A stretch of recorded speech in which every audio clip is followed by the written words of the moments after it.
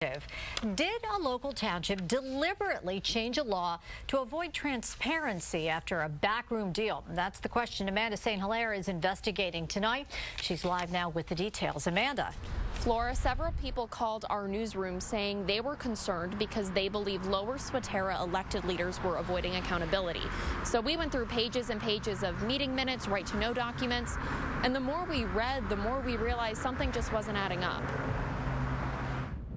Let's start on December 2nd, 2015. Meeting minutes show Lower Swatara's board appointed Ann Shambaugh as interim township manager. We thought that was kind of odd because Lower Swatara already had a township manager, Sam Monticello. There had been no public discussion about him leaving the township. The solicitor said Monticello was on unpaid leave. At the next meeting, the board voted to get rid of the law that says action for removal of the township manager may not be taken without public notice. At the meeting after that, the board voted to accept a separation agreement with Monticello and officially make Shambaugh the new township manager. All this with no public notice or prior public discussion. Again, this seems strange, so we filed right-to-know requests and got a copy of the separation agreement between the board and the former township manager. Sources tell us he was forced out. The separation agreement says Monticello's resignation was effective on November 30th. So during the December 2nd meeting, why was the board telling people he was on unpaid leave? Furthermore, on November 30th, township laws still required public notice before the removal of a manager. So why didn't that notice happen? Why wasn't there any mention that a separation agreement, a public record, had already been negotiated? What's more, the new township manager, Ann Shambaugh, used to be Camp Hillsborough manager. Her last day there was November 27th, just days before Lower Swatara made her interim manager.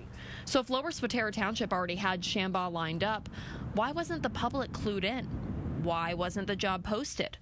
So we called the board's president. Hi, this is Amanda St. Hilaire with ABC 27 News. He said he can't answer any of our questions since they are about personnel issues. An attorney for the township later sent us a statement saying, quote, both Mr. Monticello and the township reached a mutual resolution regarding his separation. As this matter is a personnel matter, the township will not comment further.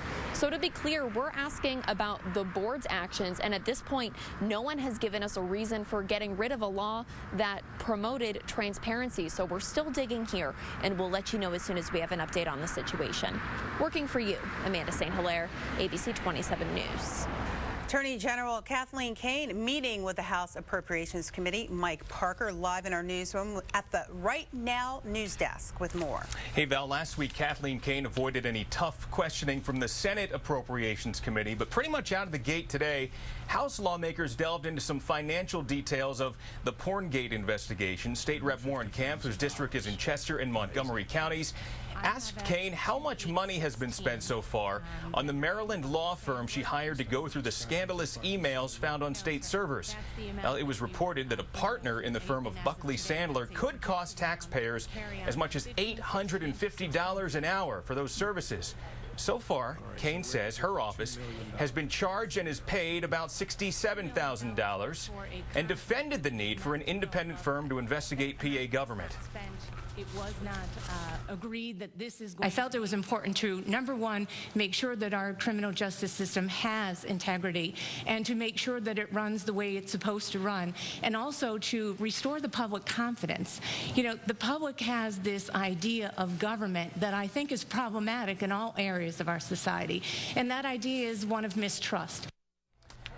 Now, those bills from that law firm we could presume are still racking up right now. The Attorney General, though, saying that she expects the cost of the independent probe to cost less than the $750,000 she budgeted for and well less than the $2 million allowed by law with a contract of that type. Now, this hearing continues at this hour at the Capitol. I'm going to be back if there are any more developments involving Attorney General Kathleen Kane. For now, working for you at the Right Now news desk, Mike Parker, ABC 27 News.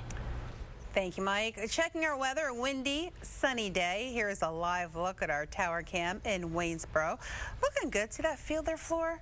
It You could be looks hitting great. the track right now. I will be Getting soon. our exercise. I will be soon. But first, we're going to check in with Eric to see how long these spring-like temps are going to stick around. Oh, Flo, you're not sticking around for the 11 o'clock tonight? I'll come back. How's that? Okay. Let's hope so. Hey, we do have some mild weather to start. And when I mentioned to start the month of March, it's only talking tomorrow. We do have some late winter chill that will be arriving for the majority of the week, so get out and enjoy. Temperatures right now in the 50s here for some of us.